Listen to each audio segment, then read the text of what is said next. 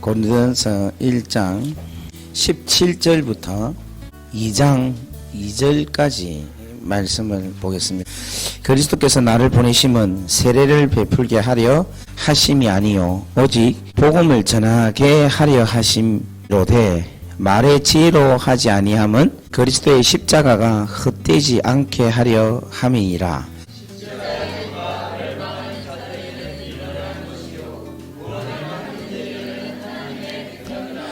기록된 바 내가 위에 있는 자들의 지혜를 멸하고 총명한 자들의 총명을 폐하리라 하였으니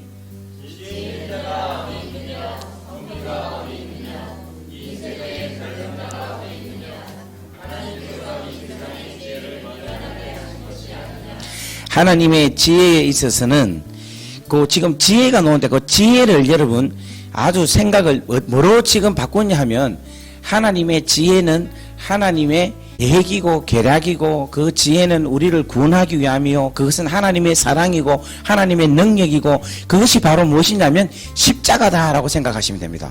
그럼 이 말씀이 여러분에게 확 쉽게 다가올 겁니다.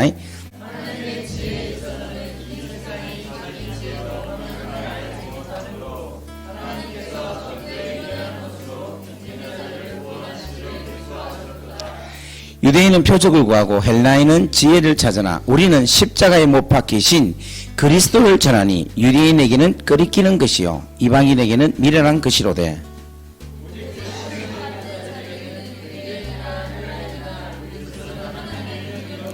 하나님의 지혜니라. 하나님의 어리석임이 사람보다 지혜롭고 하나님의 약하심이 사람보다 강하니라.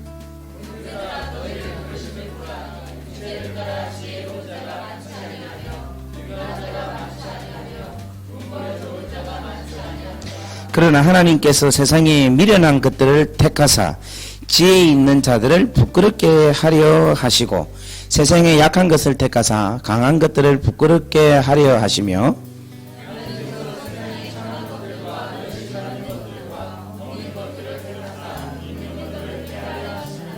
이는 아무 육체도 하나님 앞에서 자랑하지 못하게 하려 하심이라.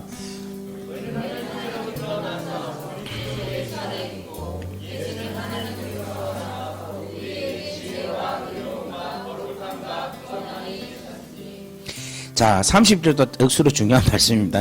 너희는 하나님으로부터 나서 그리스도 예수 안에 있고 예수는 하나님으로부터 나와서 우리에게 지혜와 어려움과 거룩함과 구원함이 되셨다.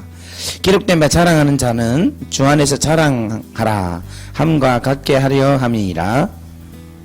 형제들아 내가 너희에게 나아가 하나님을 증거를 전할 때 말과 지혜의 아름다운 것으로 아니하였나니. 다 같이 하겠습니다. 시작. 내가 너희 중에서 예수 그리스도와 그가 십자가에 못 박히신 것 외에는 아무것도 알지 아니하기로 작정하였습니다. 아멘. 할렐루야. 이 세상에서 여러분 제일 좋은 게 뭐냐 물으면 사람들이 다 사랑이다 이렇게 이야기합니다. 그죠? 여러분 사랑받고 있나요? 사랑받고 있는 사람 얼굴이 방긋방긋방실방실합니다. 근데 사랑받지 못한 사람 보면 얼굴이 우중충해요. 합니다. 지금 보면 이 사랑받구나. 얼굴이 그냥 계속해서 있는 사람들을 보면 사랑이 없는 사람이에요. 사람들 중에서 제일 큰 사랑은 부모님과의 사랑이죠. 그럼 여러분 하나님 사랑 있습니까 없습니까? 있어요. 내가 부모의 사랑이 분명히 있는데도 청소년 반항기 때는 엄마 아빠한테 막 땡깡지기고 막 사랑을 받고 있으면서도 엄마 아버지 사랑이 못 느꼈어요. 분명히 사랑이 있는데 저희 어머니가 저를 바라봤던 그 눈빛, 이놈의 자스가 안 됐다 하는 그런 표정이 있잖아요. 그게 그때는 막 저를 그냥 경멸하고 무시하고 막 이렇게 조롱하는 눈빛 줄 알았는데 지금 가만 생각하니까 그 눈빛이 저를 얼마나 사랑하는, 저희를 모시고 독하게 키우기 위해서 당신의 모든 것을 절제하는, 눈물을 보이지 않으려는 그 어머니의 강직함을 제가 요즘은 느낀다니까요. 근데 여러분 우리가 지금 인간이기 때문에 내가 그러한 포지션에 가면은 그 사랑을 느낄 수가 있어요. 그런데 누구 사랑을 잘 모르느냐면 그 무궁무진한 하나님의 사랑은 모르고 그냥 하나님이 우리를 너무너무 사랑하시는데 그 하나님을 사랑할 만큼의 그 은혜를 느껴야 되는데 그걸 못 느끼는 거예요. 그럼 여기 앉아 얘기했지만 제가 볼 때는 아는 사람이 몇 명 없어. 못 느껴요, 못 느껴요. 왜 못 느끼냐 하면은 뭔가를 느낀다면 그거와 같은 수준이든지 아니면 그보다 더 큰 수준이 돼야지만이 느낍니다. 예를 들면 제 키가 170이에요. 적어도 자가 170 이상이 돼야지만 제 키를 잴 수가 있어요. 만약에 자가 150짜리밖에 없으면 제 키를 알 수 있습니까? 없습니까? 없어요. 150이면 저 키나 박집사 키나 똑같아요.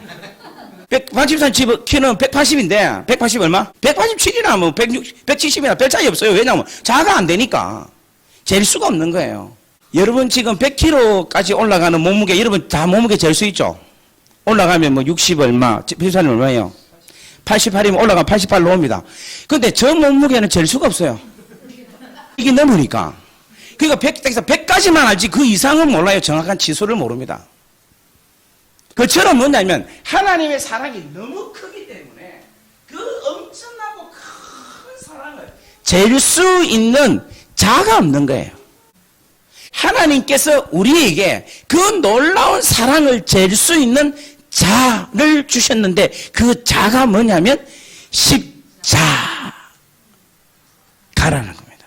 이 십자가 안에 하나님의 사랑을 진짜 알 수 있다는 거예요. 여러분 이 십자가의 사랑을 진짜 깨달으면요 여러분들이 하나님의 놀라운 감격적인 그 사랑을 여러분들이 느낄 수 있다는 거예요. 아 그거 막 예수 이러면 막 그게 감격이 찌리리 빠르르 이게 와야 되는데 그게 없는 거예요. 근데 한때는 있었습니다. 과거 5년 전, 10년 전, 20년 전, 30년 전에 어느 한때는 십자가의 사랑에 감격해서 놀라운 은혜가 있었는데 어느 날 쑥 지나 보니까 그 십자가의 사랑의 감격이 없어진 채 그냥 맹하게 살아가는 게 우리라는 거예요. 이번 이 세미나가 저와 여러분에게 많은 것을 새로운 것을 아는 것도 중요하지만 그보다 더 중요한 것은 여러분 안에서의 그 십자가의 사랑의 감격이 충만하게 다시 나올 수 있는 여러분 되기를 바랍니다. 저는 이 십자가의 사랑을 언제 깨달았느냐면 15살 때 깨달았어요. 부흥회를 하는데 이분이 이 설교를 하신 게 십자가에 대한 설교를 하신 거예요. 여러분 예수님이 십자가 달려 돌아가셨을 때에 그분이 엘리 라마 사박다니 나의 하나님 어찌하여 나를 버리시나이까 라고 하나님 앞에 절규할 때에 그 절규의 음성이 뭔 줄 아십니까? 묻는 거예요. 그러니까 저는 그때 속으로 아이고 하나님 얼마나 예수님이 힘들었으면 하나님한테 원망했겠어요 하는 그런 생각을 갖고 있었어요. 그런데 그분이 그 이야기를 한 거라. 여러분들은 전부 다 이런 생각했을 것입니다. 하나님 얼마나 아팠으면 하나님께 그렇게 나를 버리십니까? 하고 그렇게 하나님께 달라드는 그런 이야기를 했다고 생각하고 있겠죠. 나 속으로 예 이랬어요. 근데 그게 아닙니다 라는 거예요. 그게 아니라 그 음성은 무슨 음성인가 하면 하나님 이 인간들, 이 원수 같은 죄인 인간들을 얼마나 사랑하시면 하나밖에 없는 독생자인 나를 버리면서까지 이들을 사랑하십니까?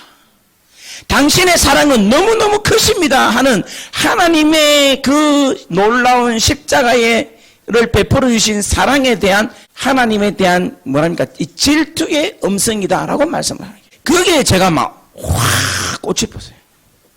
그래가지고 사랑이 막 오는데 그게 막 믿어지는 거예요.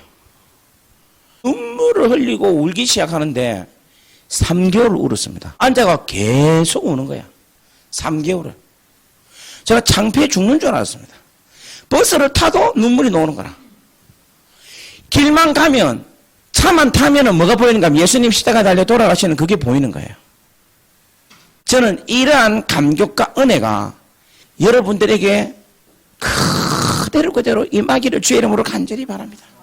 이 놀라운 이 십자가의 사랑의 감격과 이 십자가 놀라운 사랑의 그 은혜로 여러분들이 온전해질 수 있는 여러분 되기를 바랍니다.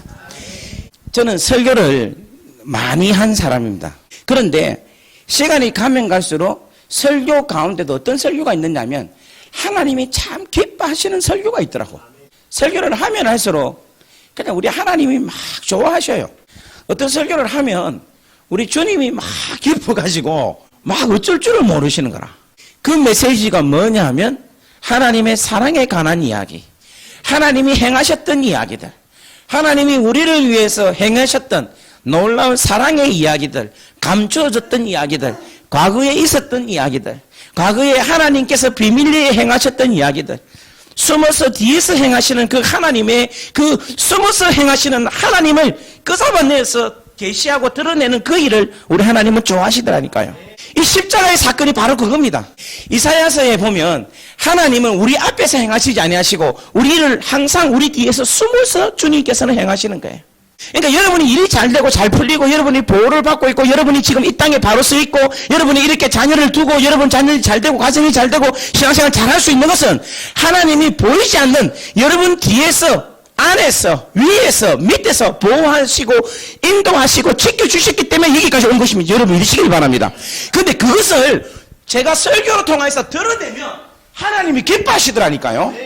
여러분이 그 사건에 대해서 여러분들이 막 간증하고 자랑하고 계속해서 이야기하면 하나님이 그래 내가 한 거. 근데 그것을 성령을 통해서 우리를 하여금 드러내시면 하나님은 참 기뻐하시는 것 같아요. 하나님 기쁘게 하면 하나님 춤을 추시고 그러면 역사가 일어나는 거예요. 할렐루야. 그래서 오늘 이 메시지 가운데 여러분 놀라운 하나님의 은혜를 경험하고 하나님의 하트를 느끼고 하나님과 함께 움직이는 여러분 되기를 바랍니다. 십자가를 진짜 경험할 수 있는 여러분 되기를 바랍니다. 여러분 손이 땅 바뀌어지고 주님의 심장에 칼이 창에 확 찍힌 게 아니라 찍혔죠. 찍혔는데 그것이 나에게도 확 찍히기를 바랍니다. 주님의 피가 여러분에게 들어와서 여러분에게 수혈되는 역사가 일어나기를 바랍니다. 그래서 피가 바뀌는 역사가 일어나기를 주의 이름으로 축원합니다. 그 은총이 이번에 나타나기를 바랍니다. 제가 간절히 바라고 원하는 것은 여러분들 많은 것을 알려면 책 제가 드릴게요. 그럼 그거 읽어보면 돼요.